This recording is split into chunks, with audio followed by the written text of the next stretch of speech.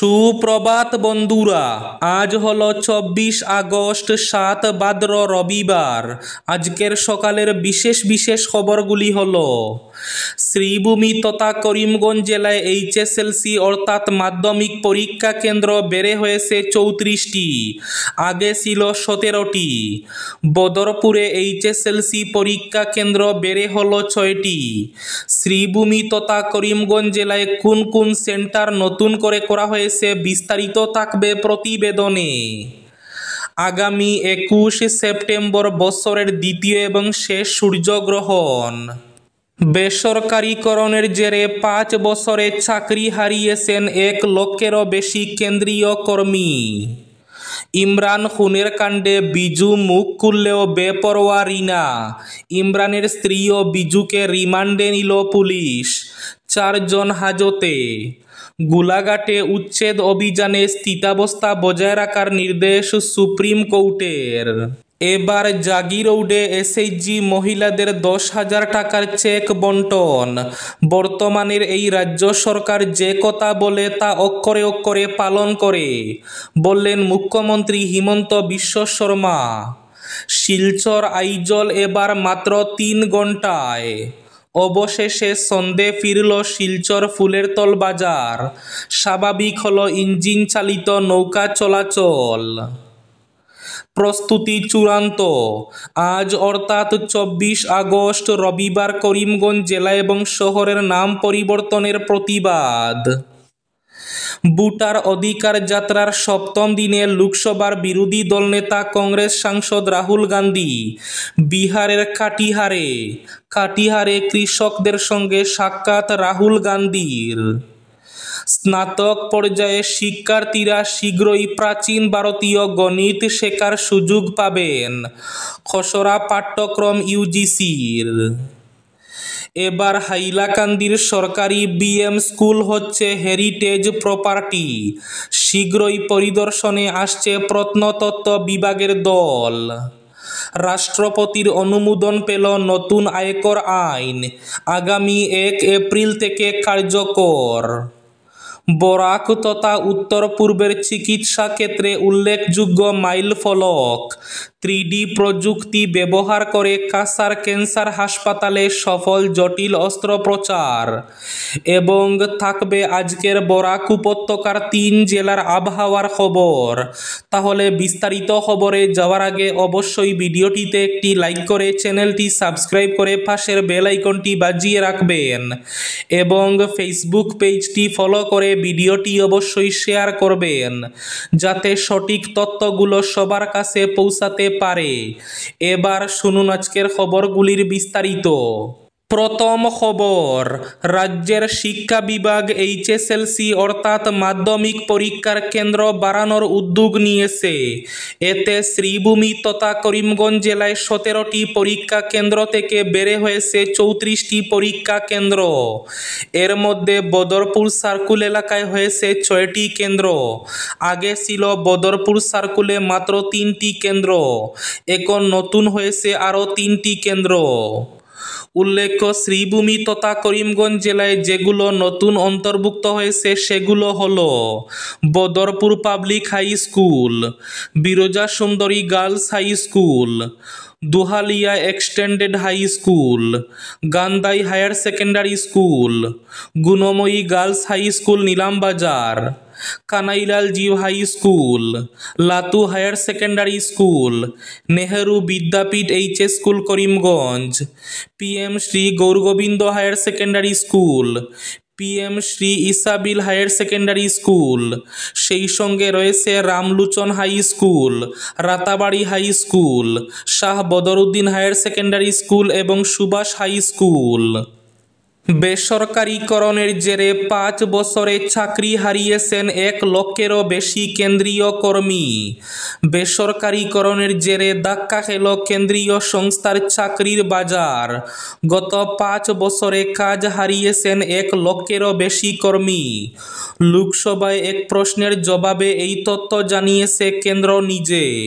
ক্ষমতায় আসার পর থেকে রেল, বিমান, কয়লা, এলআইসি প্রায় সব ক্ষেত্রে বেসরকারীকরণের পথে হেঁটেছে মোদী সরকার। সমালোচকদের দাবি, এর ফলে কর্মীদের উপর অতিরিক্ত কাজের চাপ বেড়েছে আর চাকরি কমেছে। ইমরান খুনের কাণ্ডে বিজু মুখ খুললেও বেপরোয়া রিনা। ইমরানের স্ত্রী ও বিজুকে রিমান্ডে নিল পুলিশ।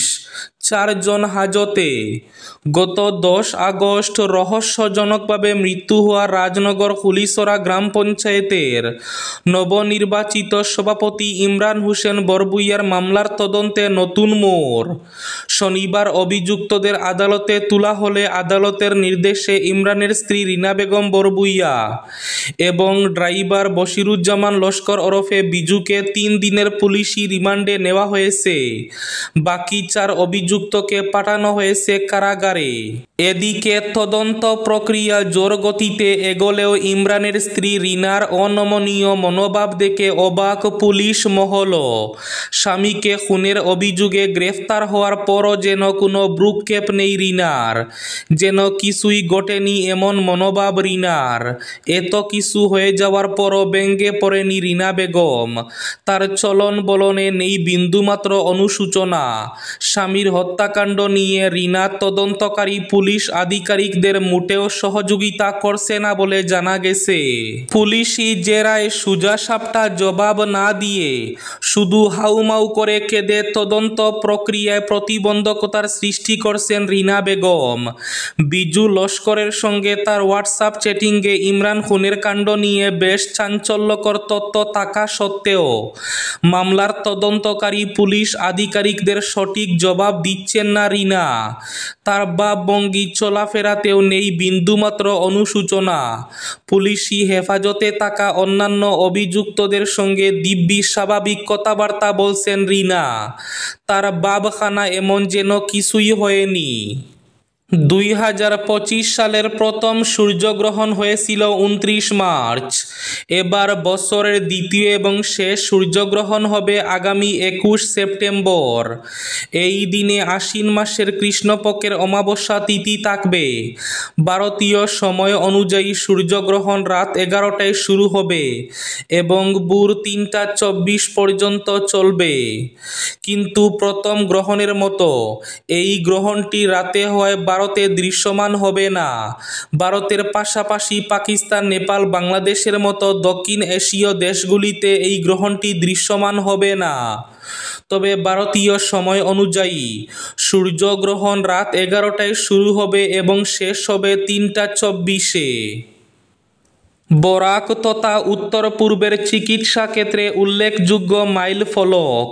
3D প্রযুক্তি ব্যবহার করে কাসার ক্যান্সার হাসপাতালে সফল জটিল অস্ত্রোপচার। 3D প্রিন্টিং এবং ডিজিটাল টুইন প্রযুক্তি ব্যবহার করে শিলচরের কাসার ক্যান্সার হাসপাতাল এবং গবেষণা কেন্দ্রে বিরল অস্ত্রোপচার করলেন শল্য চিকিৎসকরা। বরাক উপত্যকা তথা উত্তর পূর্বাঞ্চলে এ ধরনের অস্ত্রোপচার এই প্রথম।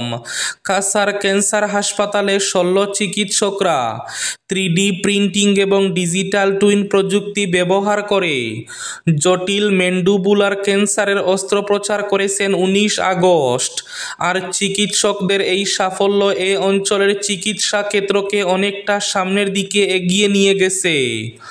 উত্তর পূর্বাঞ্চলে প্রযুক্তির অগ্রগতির দ্রুত করতে ডোনার মন্ত্রণালয়ের ভিশনের অন্তর্গত PM ডিভাইন প্রজেক্টের আওতায় প্রতিষ্ঠিত এমট্রন 3D প্রিন্টিং সেন্টার অব এক্সেলেন্সের মাধ্যমে এই মাইলফলক অর্জন সম্ভব হয়েছে। রাষ্ট্রপতির অনুমোদন পেল নতুন আয়কর আইন। 1 এপ্রিল থেকে কার্যকর। রাষ্ট্রপতি দ্রৌপদী মুর্মু নতুন আয়কর আইন 2025-এ অনুমোদন দিয়েছেন। এটি 1961 সালের পুরনো আয়কর আইনকে প্রতিস্থাপন করবে এবং আগামী আর্থিক বছর অর্থাৎ 1 এপ্রিল 2026 থেকে কার্যকর হবে। আয়কর ব্যবস্থাকে সহজ, স্বচ্ছ এবং নাগরিক বান্ধব করা এই নতুন আইনের লক্ষ্য। আয়কর বিভাগ জানিয়েছে, আয়কর আইন 2025 গত বৃহস্পতিবার রাষ্ট্রপতির সম্মতি পেয়েছে। স্নাতক পর্যায়ে শিক্ষার্থীরা শীঘ্রই প্রাচীন ভারতীয় গণিত শেখার সুযোগ পাবেন। বিশ্ববিদ্যালয় মঞ্জুরি কমিশন অর্থাৎ ইউজিসি সম্প্রতি একটি খসড়া পাঠ্যক্রম প্রস্তাব করেছে, যেখানে প্রাচীন সূত্র, জ্যামিতি, কাল গণনা এবং জ্যোতির্বিজ্ঞান অন্তর্ভুক্ত থাকবে। এ সংক্রান্ত প্রকাশিত বিজ্ঞপ্তিতে ইউজিসি সচিব মনীষ যোশী জানিয়েছেন, জাতীয় শিক্ষানীতি 2020-এর সঙ্গে সামঞ্জস্য রেখে এই খসড়া মডেল কারিকুলাম হিসাবে কাজ করবে। বিশ্ববিদ্যালয়গুলিকে আরও নমনীয়তা দেওয়া এবং পাঠ্যসূচিতে নতুনত্ব আনাই এর লক্ষ্য। প্রস্তাবিত পাঠ্যক্রমে অন্তর্ভুক্ত মূল বিষয়গুলি হল সূত্রভিত্তিক বীজগণিত, যেখানে ভাগফল নির্ণয় এবং ভারতীয় বীজগণিতের ইতিহাস শেখানো হবে। কাল গণনা, সূর্য সিদ্ধান্ত এবং আর্যভট্টিয়ম থেকে সময় মাপা, যুগকল্প, ব্রহ্মবর্ষ, বিষ্ণুবর্ষ এবং শিববর্ষের মতো প্রাচীন চক্রের ধারণা শেখানো হবে। পঞ্জিকা এবং মুহূর্ত বিষয়ে কিভাবে পঞ্জিকা দেখে শুভক্ষণ নির্ধারণ করা হয় তা অন্তর্ভুক্ত থাকবে। হাইলাকান্দির সরকারি বিএম স্কুল হচ্ছে হেরিটেজ প্রপার্টি। শীঘ্রই পরিদর্শনে আসছে প্রত্নতত্ত্ব বিভাগের দল। হাইলাকান্দির ঐতিহ্যবাহী সরকারি ভিক্টোরিয়া মেমোরিয়াল উচ্চ মাধ্যমিক বিদ্যালয়কে সরকারের হেরিটেজ প্রপার্টি হিসাবে ঘোষণা করার বিষয়টি খতিয়ে দেখতে প্রত্নতত্ত্ব বিভাগের এক প্রতিনিধি দল শীঘ্রই জেলায় আসছে বলে খবর পাওয়া গেছে। জেলা প্রশাসনের তরফে এ সংক্রান্ত প্রস্তাব ইতিমধ্যে রাজ্যের প্রত্নতত্ত্ব বিভাগের সঞ্চালকের কাছে পাঠানো হয়েছে। সরকারি সূত্রে পাওয়া খবরে জানা গেছে, রাজ্যের মুখ্য সচিব রবি কোটা গত 13 জুলাই হাইলাকান্দি সফরে আসার পর সরকারি ভিক্টোরিয়া মেমোরিয়াল উচ্চ মাধ্যমিক বিদ্যালয় পরিদর্শনে গিয়েছিলেন। সেখানে তার নজরে পড়েছিল 1903 সালে ব্রিটিশ আমলে স্থাপিত ওই শিক্ষা প্রতিষ্ঠানে অনেক সামগ্রী রয়েছে, যা ওই বিদ্যালয়কে হেরিটেজ প্রপার্টি হিসাবে ঘোষণা করতে সহায়ক। এরপর গৌহাটি ফিরে গিয়ে তিনি এ ব্যাপারে তৎপর হন। ভোটার অধিকার যাত্রার সপ্তম দিনে লোকসভার বিরোধী দলনেতা কংগ্রেস সাংসদ রাহুল গান্ধী বিহারের কাটিহারে পৌঁছে কৃষকদের সঙ্গে সাক্ষাৎ সেরেছেন। তার সঙ্গে ছিলেন আরজেডি নেতা তেজস্বী যাদব ও ভারত জোটের বেশ কয়েকজন নেতা। এরপরই তিনি সরাসরি কৃষকদের সঙ্গে মত বিনিময় করেছেন। বিহারের বিখ্যাত মাকানা চাষ প্রক্রিয়া, ফলন এবং রফতানির চাহিদা বোঝার চেষ্টা করেন। কৃষকরা তাকে তাদের মুখোমুখি হওয়া চ্যালেঞ্জগুলি সম্পর্কে অবহিত করেন, যার মধ্যে মধ্যস্থতাভোগীদের শোষণ এবং ন্যায্য মূল্যের অভাব অন্তর্ভুক্ত।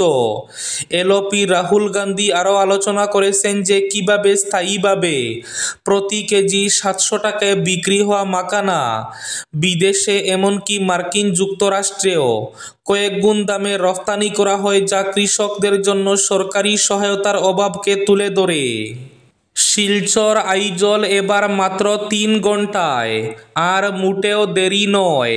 সেপ্টেম্বরেই বহু প্রতীক্ষিত ভৈরবী সাইরাং রেলপথ উদ্বোধন করবেন প্রধানমন্ত্রী নরেন্দ্র মোদী, এবং একই মাসে মিজোরামের রাজধানী আইজলের অদূরে সাইরাং পর্যন্ত চালু হতে যাচ্ছে রেল চলাচল। একথা নিশ্চিত করেছে উত্তর পূর্ব সীমান্ত রেলওয়ে কর্তৃপক্ষ। এবার জাগিরৌডে এসএইচজি মহিলাদের উদ্যমিতা প্রকল্পের চেক বন্টন। বর্তমানের এই রাজ্য সরকার যে কথাই বলে তা অক্ষরে অক্ষরে পালন করে, বললেন মুখ্যমন্ত্রী হিমন্ত বিশ্ব শর্মা। রাজ্য সরকার যে প্রতিশ্রুতি দেয় তা অক্ষরে অক্ষরে পালন করে, বলেছেন মুখ্যমন্ত্রী হিমন্ত বিশ্ব শর্মা। শনিবার মরিগাঁও জেলার জাগিরৌডে মুখ্যমন্ত্রী মহিলা উদ্যমিতা প্রকল্পে অর্থ প্রদান উপলক্ষে আয়োজিত বিশাল জনসভায় এই মন্তব্য করেন মুখ্যমন্ত্রী। অনুষ্ঠানে জাগিরৌড বিধানসভা কেন্দ্রের 34,713 জন এসএইচজি সদস্যকে 10,000 টাকা করে চেক প্রদানের আনুষ্ঠানিক সূচনা করেন। আজকের বরাক উপত্যকার 3 জেলার আবহাওয়ার খবর। আজও বরাক উপত্যকার 3 জেলার আকাশ মেঘলা থাকলেও গরম থাকার পূর্বাভাস। শিলচর কাছাড়ে আজ সর্বোচ্চ তাপমাত্রা থাকবে 35 ডিগ্রি সেলসিয়াস এবং সর্বনিম্ন তাপমাত্রা থাকবে 26 ডিগ্রি সেলসিয়াস। শ্রীভূমি জেলায় আজ সর্বোচ্চ তাপমাত্রা থাকবে 35 ডিগ্রি সেলসিয়াস এবং সর্বনিম্ন তাপমাত্রা থাকবে 24 ডিগ্রি সেলসিয়াস। হাইলাকান্দি জেলায় আজ সর্বোচ্চ তাপমাত্রা থাকবে 35 ডিগ্রি সেলসিয়াস এবং সর্বনিম্ন তাপমাত্রা থাকবে 24 ডিগ্রি সেলসিয়াস। এবার শেষ খবরটি। অবশেষে সন্ধে ফিরল শিলচর ফুলেরতল বাজার। স্বাভাবিক হলো ইঞ্জিন চালিত নৌকা চলাচল। তবে আগামী সোমবার থেকে পুনরায় বন্ধ হওয়ার সম্ভাবনা রয়েছে। আলোচনা সভায় সিদ্ধান্ত হলে বন্ধের ঘোষণা হবে বলে জানিয়েছেন নৌকা চালক সংস্থার সম্পাদক। তিনি জানিয়েছেন যে দাবির প্রেক্ষিতে নৌকা চলাচল বন্ধ করা হয়েছিল সেই দাবি এখনো পূরণ হয়নি। কিন্তু নৌকা চলাচল বন্ধ হওয়ায় জলপথের উপর নির্ভরশীল বাসিন্দারা নানা সমস্যায় পড়ে যান। তাই শুক্রবার থেকে সাময়িকভাবে বন্ধ প্রত্যাহার করে নেওয়া হয়েছে। তবে দাবি থেকে সরে দাঁড়াননি তারা। তাই দাবি পূরণে পুনরায় সিদ্ধান্ত নেওয়ার জন্য আজ রবিবার একটি সভা অনুষ্ঠিত হবে। আর এই সভায় দাবি সিদ্ধান্ত নেওয়া হবে কি করা যায়। আর বন্ধের সিদ্ধান্ত হলে সোমবার থেকে পুনরায় বন্ধ কার্যকর করা হবে বলে জানান তিনি।